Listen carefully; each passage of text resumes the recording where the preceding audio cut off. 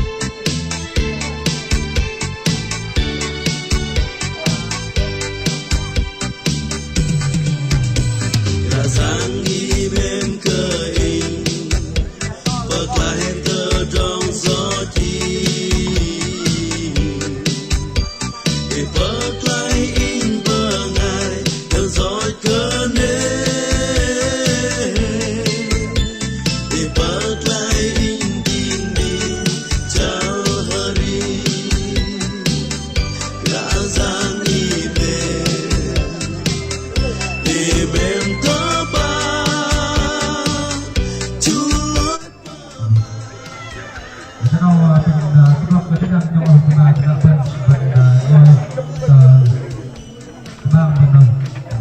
Mana betul ini kan bukan net. Memang bang itu pernah dah itu tuh berlipat ngam dah. Dan dream kau dengan macam dalam dah. Tuh bang itu itu tuh macam mana?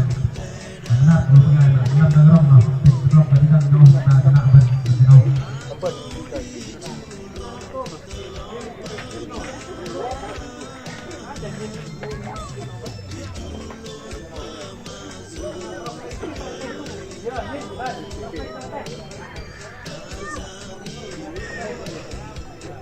Bago nuôi ra mình riêng cô chết để bên này là sao không ta cần đi đang nói là mình làm giờ được tân đâu mình riêng cô mà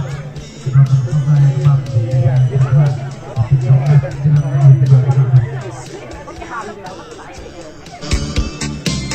xóa cơ do gì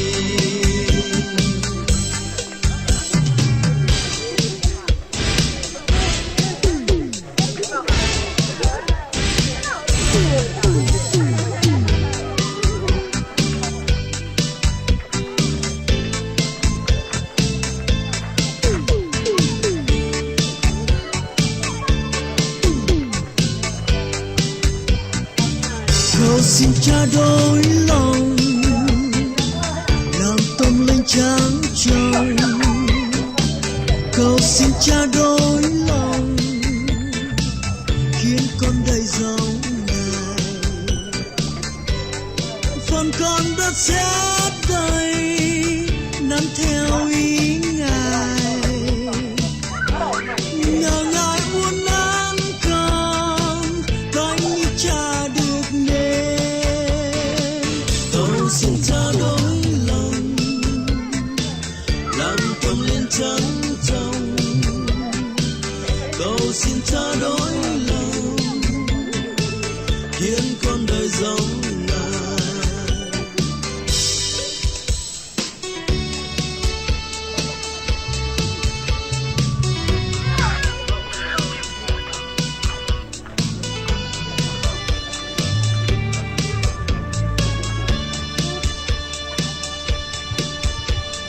Chập cơm bên bánh tơ rong cơn nề sương bạc bờ đám cơ riêng lưu bên má lê cả giang liên lang quay hầm bằng bần dung tơ mà đây cả giang tông bần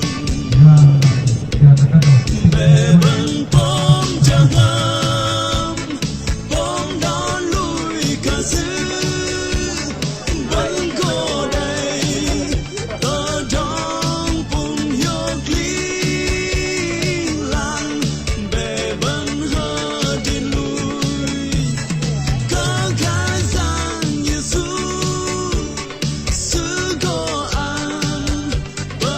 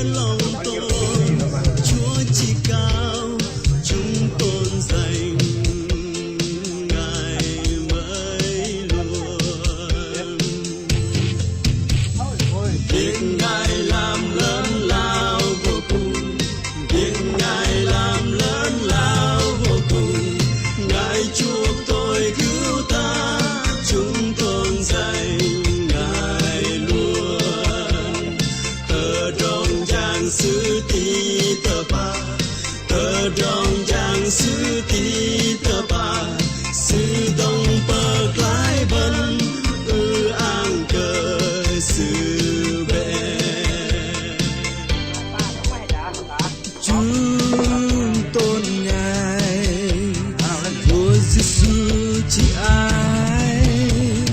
chúc tôn ngài ôi Giêsu đời đời cứu dâng ngài muốn câu ca tiếng hát cảm ơn ngài yêu thương con đời đời tình yêu Giêsu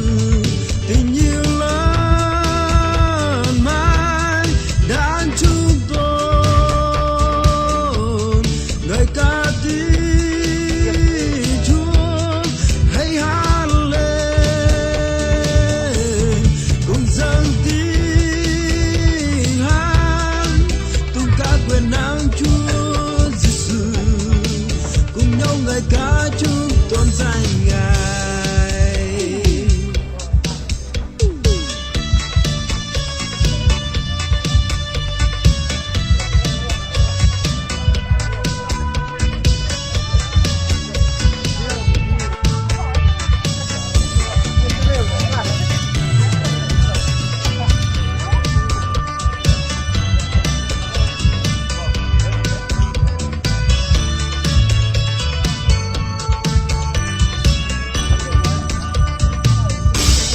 Thuần di Chúa sự vinh diệu và sự chung tùng giờ chúng con đưa cao đôi tay mình giờ chúng con tôn vinh danh Cha thuần di Chúa sự vinh diệu và sự chung tùng giờ chúng con đưa cao đôi tay mình giờ chúng con tôn vinh danh Cha vì Chúa rất lớn ngài làm những phép lạ lớn lao ngoài ra Chúa không ai như ngài ngoài ra Chúa không ai như ngài vì Chúa rất lớn ngài làm những phép lạ lớn lao ngoài ra Chúa không ai như ngài ngoài ra Chúa không ai vì Chúa rất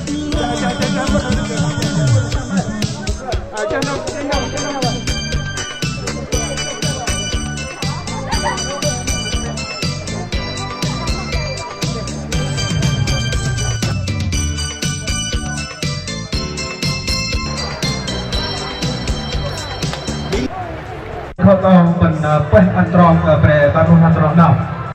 Pimpinan Ulian Gumba Tok Kepala Mebakah Termau Pimpen Tenggah Termau Mebakah Sekan Pimpen Tenggah Terkan.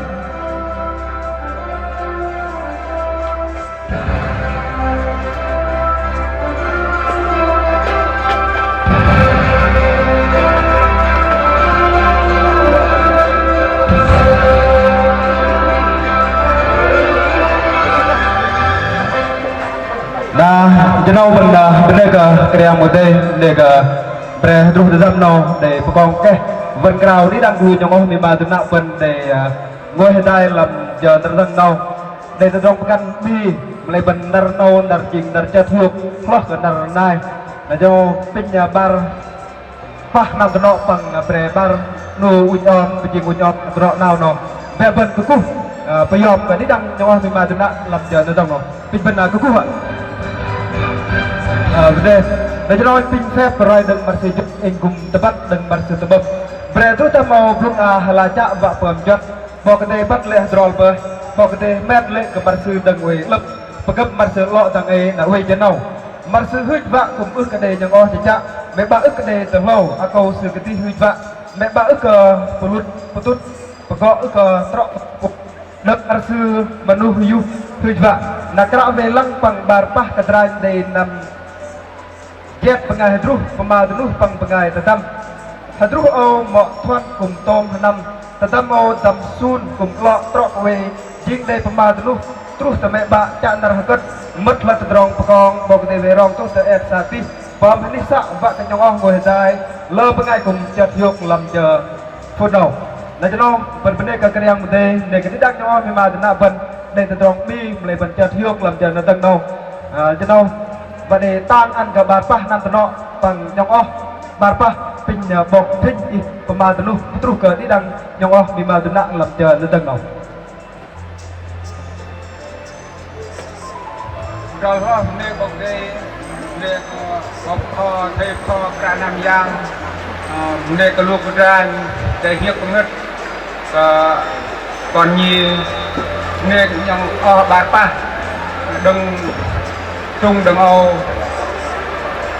tình bồng đề cũng nát tu ăn rong phun vô đừng bồng đề ăn và nhong o vân dân tàu đi rồi thì nào mình làm ta tìm ở đó nè bên đây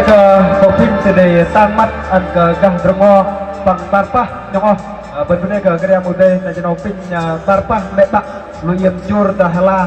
và sau dọc cái đăng lui nhỏ thì mà từ nạo làm cho dân đầu về trung tâm tầng tàu tôi sẽ mời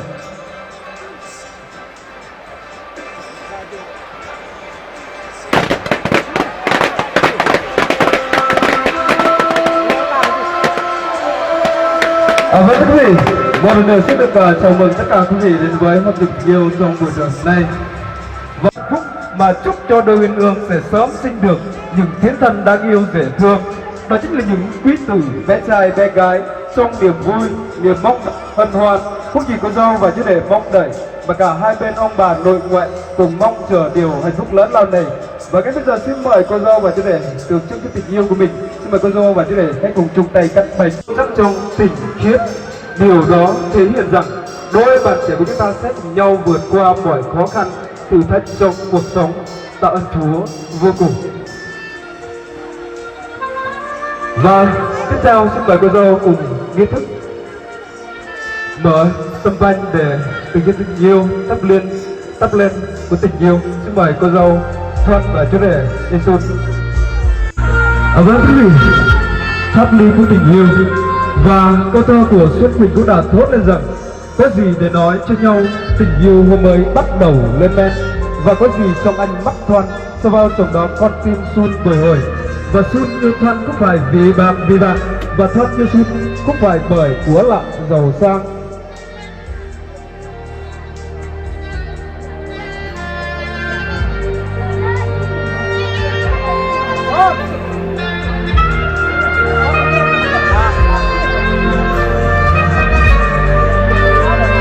Vâng quý vị, và một lần nữa để chúc mừng chú dâu và chú rể sống trăm năm hạnh phúc và luôn yêu thương nhau như Chúa Giêsu đã yêu chúng ta trước ngày đàng đóng đinh tại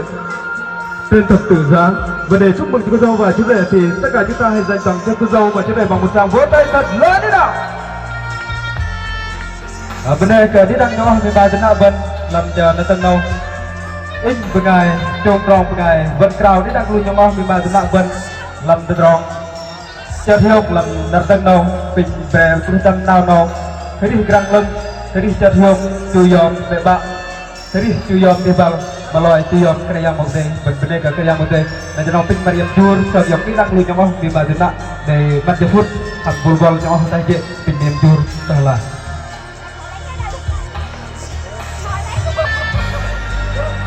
Việt lễ ghi và con nói đó cũng bao giờ mai một nó lại truyền tải từ Âu sang Á, từ Á sang Âu và đâu đâu cũng vậy. Tạ ơn Chúa vô cùng. Và để mở màn văn nghệ vui của con dâu và chú rể trong buổi hôm nay thì ngay bây giờ xin mời tất cả chúng ta cùng đến với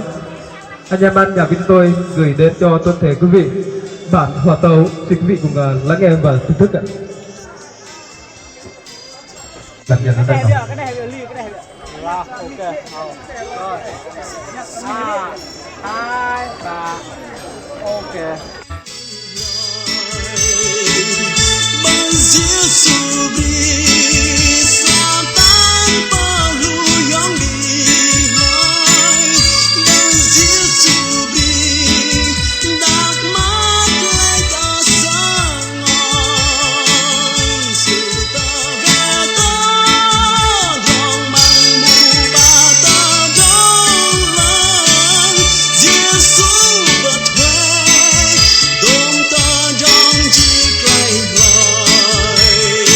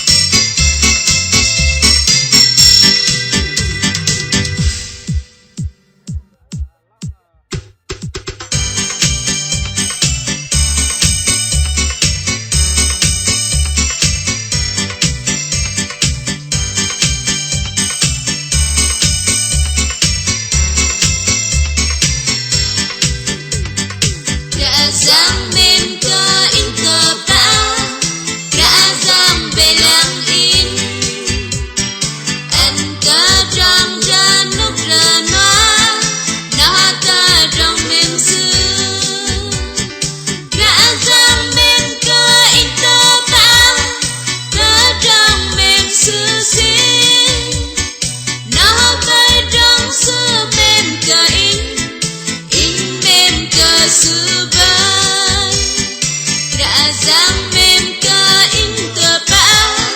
tí sư pegang in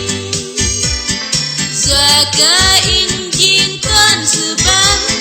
sư uy hà tay in Đã giang mềm cơ in tờ bão cơ trong mềm sư xin Nó bay trong sư mềm cơ in mềm cơ sư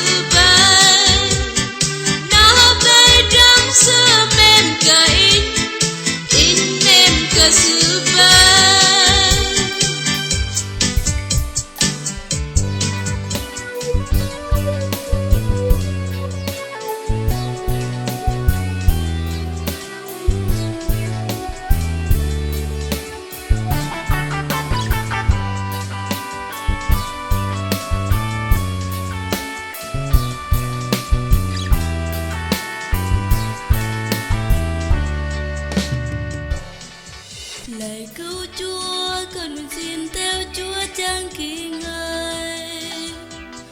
Dù gian truân, con nguyện xin theo Chúa suốt đường đời. Dù có lúc ta muốn con sao xuyên cay đắng nhiều, thì trung kiên con nguyện xin theo Chúa không rời. Con xin theo Chúa đến giây phút cuối cuộc đời,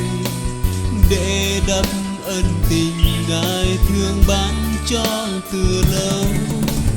Con xin tha thiết thốt lên một lần nữa là con quyết luôn theo Ngài. Lạy cứu Chúa, sao Ngài không lên tiếng cho con vui? Ngài im hơi chọn con lo lắng âu sầu nhiều. Lạy cứu Chúa, sao Ngài yêu con đến như thế ư? Đành hy sinh nên thân thương nuôi sống muôn người. Con xin theo Chúa đến giây phút cuối cuộc đời, để đắp ân tình Ngài thương ban cho từ lâu. Con xin tha thiết thốt lên một lần nữa là con quyết luôn theo Ngài.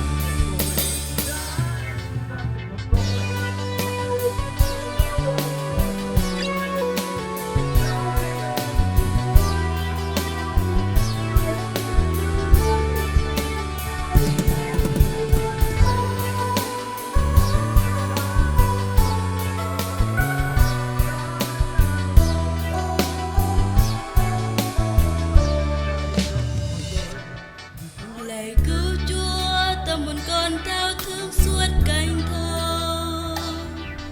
chờ mong sao như đàn này khao khát nước nguồn trào. Lạy cứu Chúa, xin Ngài thương mau đến thăm viếng con, vì con đây đang hoài mong Chúa đến thăm hồn. Con xin theo Chúa đến giây phút cuối cuộc đời, để đắp ân tình Ngài thương ban cho từ lâu. Con xin tha thiết thốt lên một lần nữa là con quyết luôn theo Ngài. Lạy cứu Chúa, xin Ngài thương ban phước cho con luôn. Dù ra sao cùng với ơn Thiên Chúa ban đầy tràn. Dù thất tin nhưng bên tâm tin Chúa luôn thứ tha. Tình Cha thương, ôi tình thương cùng bên cùng bờ. Con xin theo Chúa đến giây phút cuối cuộc đời, để đắp ân tình Ngài thương ban cho từ lâu. Con xin tha thiết thốt lên một lần nữa, quyết luôn theo Ngài.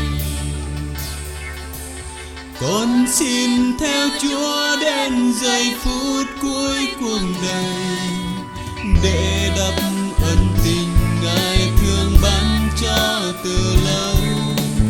Con xin tha thiết thốt lên một lần nữa là con quyết luôn theo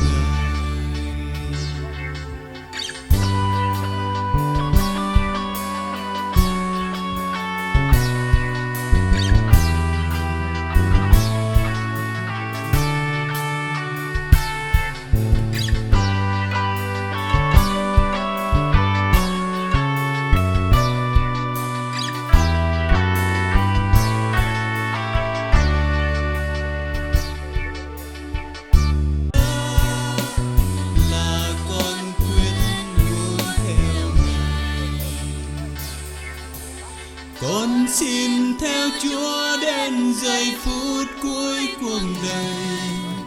để đắp ân tình Ngài thương ban cho từ lâu. Con xin tha thiết thốt lên một lần nữa là con quyết luôn theo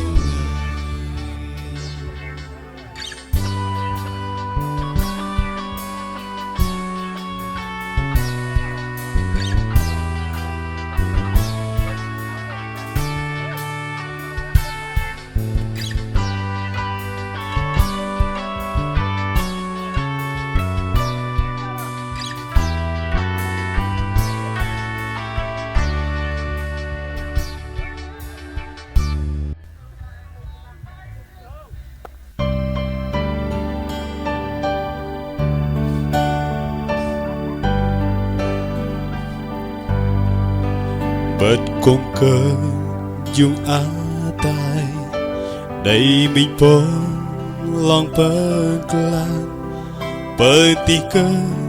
tơ rong dị băng bơ lâu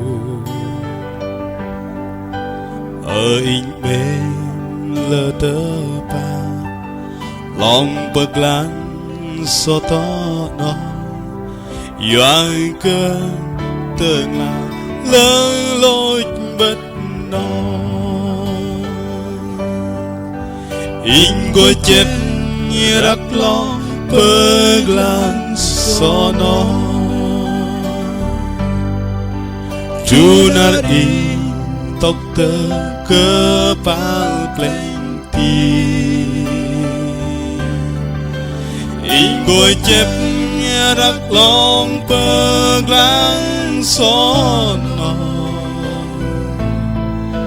tiếng tru nar xưa ăn tơ mam bơ nê lòng bơ lan so to nó tê đang vang tới ông lệ mà lệ mềm cơ xưa lơ tơ bà doa con chiêu có cây tê mạnh an sư bất nó tôi lon bơ lan tơ gôn gô ta in go chép như rắc lòng bơ lan so nó tru nar in tóc tơ cơ bao plenty in goi chép như rắc lòng bơ lan so nó tiếng tru nar xưa ăn tơ mang bơ nê lòng bơ lan so to nó bên cờ phá tơ ngã lưng tơ trong lưng rõ càng để in bom bầy doa bộ lòng bơ lan so Giêsu di lối bơ mát và mơ na tham bơ lưng cơ in in của chép như rắc lòng bơ lan so nó tru nar i tóc tơ cơ pang plenty in của chép như rắc lòng bơ lan so nó ding tru nar sự ăn teman benih Ingo cepnya rak long peglang sono Ding truna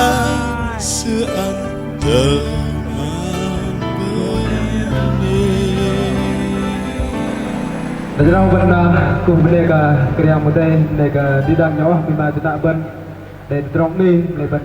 tiap tiup kedai pereban unan tenok nau pang barpah dari ngồi kedai làm chờ từ trong này để cho nào trong cái hari đừng chờ blung a terus ke hadang dah leng trọ pin trong nan đừng barpah nan tenok trong cái hari pin pedah di domo